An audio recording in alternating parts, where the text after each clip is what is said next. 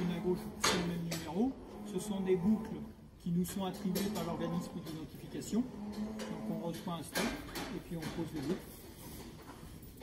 Dans la foulée, on déclare l'animal, donc à l'identification. Donc comme nous, on est en schéma, on déclare tout, on déclare le père, la mère, le poids de naissance, parce qu'en fait on se fait de l'évaluation génétique, donc tout ça sert. Et comme en inséminant, on a déclaré les inséminations, ils savent déjà qui est le père du gros. Enfin, si à un moment donné, il n'y a pas... si on déclarait un autre père que le père qui a été mis comme paillette, on nous demande d'explication. Donc nous, tout ça, on le gère informatiquement sur l'exploitation. On a un logiciel qui centralise tout, qui nous sert pas qu'à l'identification, parce qu'il nous sert aussi pour tout ce qui est sanitaire. C'est-à-dire que pour un animal, quand on lui administre un médicament, et ben on dit que, par exemple, la 42-92, là-bas, je lui ai fait tel produit, tel jour. Et nous, avec notre logiciel, quand on rentre les produits vétérinaires, on a une pharmacie virtuelle dans l'ordinateur. Donc le produit A, on l'a acheté tel jour à tel endroit avec tel numéro d'ordonnance. Et ça, l'ordonnance, on l'a soutenu. Et tel prix aussi. Parce que moi, j'ai besoin de savoir le coût du produit. Et après, quand je dis à mon logiciel que tel animal, j'ai administré tel produit aujourd'hui, ça va me chercher dans ma pharmacie virtuelle. Et donc, d'office, j'ai le numéro de l'ordonnance qui correspond au produit que j'ai administré. Vous me suivez? Ouais. Et comme ça, voilà. Et j'ai toute ma traçabilité. Donc, si je reprends un animal, je reprends son historique et je sais ce qu'il a eu comme médicament depuis qu'il est sur l'exploitation. Et ça, c'est la traçabilité, ça. Ça, c'est une traçabilité. Donc, j'ai la traçabilité, j'ai père, mère, et ainsi de suite. J'ai celle-ci. Après, nous, l'exploitation, on a d'autres traçabilités, mais qui sont en dehors du réglementaire, c'est-à-dire qu'on trace la finition des animaux. Donc, quand sur mon logiciel, j'interroge, je sais que tel animal, il est dans telle parcelle ou dans tel bâtiment, et depuis quand. Mais ça nous sert de logiciel de gestion, en fait. Parce que comme on est trois sur l'exploitation, on passe, on synchronise, et tout le monde sait ce que l'autre a fait, et vice-versa. Vous êtes à 3 à travailler? Ouais, mon frère, ma soeur et moi. UTH, je crois. Ouais. Si l'abattoir vous demande une traçabilité, Moi, tout est visible. Il y a un mois à peu près, j'ai eu le contrôle de l'administration, de la DDPP. Et donc ils sont venus me voir, ils voulaient tout savoir ce qui se passait. Et ben, il est venu, on a contrôlé l'identification de tous les bovins. On a contrôlé les factures des produits vétérinaires, l'ordonnancier, ou ce qu'on dit. Et puis après, il est allé dans ma pharmacie, il a pris deux fioles. Et il a dit, bon, grosso modo, a fait 100 millilitres, il en reste 50. Où est-ce que vous avez administré les 50 millilitres et à qui? Donc moi, avec mon logiciel, c'est super simple. Je clique sur le produit. Et je sais que tel produit, tel animal, lui et tel animal. Donc ça... voilà, j'ai répondu à ces questions, quoi. Ça, c'est un contrôle de routine ou ils vous préviennent quand ils passent comme ça? Là, ils m'ont appelé le lundi pour dire qu'ils venaient le mercredi. 48 heures avant. Oui, ils appellent. Et c'est quoi le but? C'est parce que c'est pour vérifier.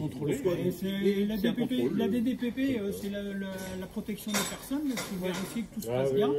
Donc, les animaux sont bien tracés, qu'il n'y a pas d'utilisation de produits. Et ils le font pour tous les agriculteurs ou ils le font un peu au hasard? De toute façon, c'est le hasard. C'est le hasard. Comment ça se passe? Je n'en sais rien, mais tout le monde peut avoir le droit à la chose. D'accord. De la même manière qu'on est aussi contrôlé par d'autres services sur l'environnement, la police de l'eau vient nous contrôler. Nous, on a un contrôle à peu près tous les ans, donc il y a 2 ou 3 ans, on a eu la police de l'eau qui est venue contrôler si l'agriculture était bien menée, si on respectait les normes vis-à-vis des rivières, et puis après ils nous ont demandé notre plan d'épandage, c'est-à-dire où est-ce que nos déjections on les mettait. Donc nous on tient un jour un cahier d'épandage qui dit que dans cette parcelle-là on a mis X tonnes de fumier, on a mis tant d'engrais chimiques, et donc ils prennent notre truc et puis ils vérifient que c'est cohérent. Donc comme ils savent que nous, une exploitation comme la nôtre, il y a grosso modo toujours 500 bovins, en fonction des transports, ils imaginent un tonnage de fumier et ils ne se trompent pas trop.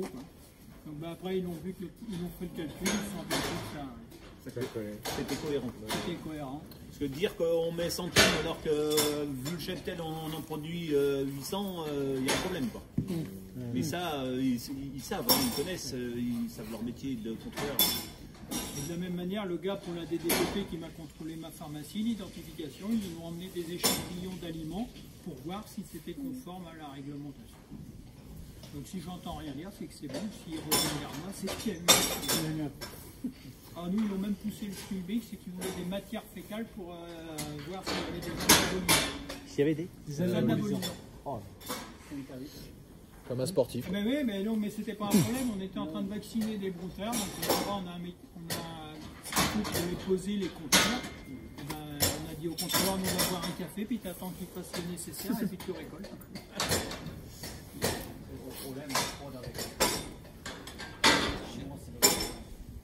Tu as évoqué le fait que tu reçoives un passeport. Ah non, ça, j'ai oublié ça. Donc voilà, donc avec le bouclier, il va recevoir un passeport, c'est une petite feuille rose qui va accompagner l'animal, la carte d'identité. Et puis lorsque l'animal va quitter l'exploitation, l'animal doit avoir son identification de ses deux bouts, son passeport et une petite fiche verte. Chaque bovin a un passeport. Oui, Oui. Ah oui, C'est obligatoire. Et on ne transporte pas un animal sans son passeport. C'est interdit. Et après, juste parce que j'y Sauf pense, si c'est de la bétaillère, d'une exploitation, enfin de. au sein de l'exploitation. sur mon exploitation, j'ai pas besoin d'emmener les passeports. Théoriquement, C'est un si je sacré stockage sur l'administratif. Hein. Ah ben oui, oui, à bah, 500 c'est bovins. c'est un classeur, hein, parce qu'ils Il y en a ils pas font ça qu'un. bien, ils font ça bien, il y a 2 trous, alors vous mettez ça. Ah dans oui, le d'accord. classeur. Ah, ok. Ah. Ah ouais, ouais. Non, c'est bien rangé. Et après, une fois par an, on a ce qu'on appelle la prophylaxie dans le domaine du sanitaire. Donc une fois par an, on a prise de sang sur l'ensemble des bovins de plus de 24 mois. Et il analyse un certain nombre de maladies pour voir si le cheptel il est indemne de telle ou telle maladie. Donc souvent c'est au mois de janvier chez nous et tous les bovins de plus de 24 mois on fait une prise de sang. Ah, c'est suivi, hein, notre. C'est bien, hein. Là, on a le check-up tous les ans. Alors, on est sans doute dans les cheptels européens, sans doute les mieux suivis. Par rapport aux sanitaires, on a, pour l'instant, hein, tant qu'on a des élevages familiaux, ça se fait comme ça. Je sais pas, et puis qu'on a encore des vétérinaires, parce que ça, c'est aussi, je sais pas comment. Il y a de moins en moins. Ouais. Mais bon, aujourd'hui, c'est comme ça. Et ça fonctionne bien, mais c'est aussi une garantie pour nous, éleveurs, parce qu'on a des élevages sains partout. Parce que si on ne faisait pas de contrôle, non. Puis c'est rassurant pour le client. Et c'est rassurant pour le consommateur. Même si c'est des maladies qui sont plutôt bovines, on a les brucelloses, la tuberculose, l'IBR et toutes ces maladies-là, on les recherche, elles sont plutôt, c'est des zoonoses. Donc ça ne touche pas l'humain, mais par contre, les cheptels à côté, on serait très embêté avec. Technicien d'OP, il passe combien de fois dans l'année? Pour le commercial. Non, Un technicien.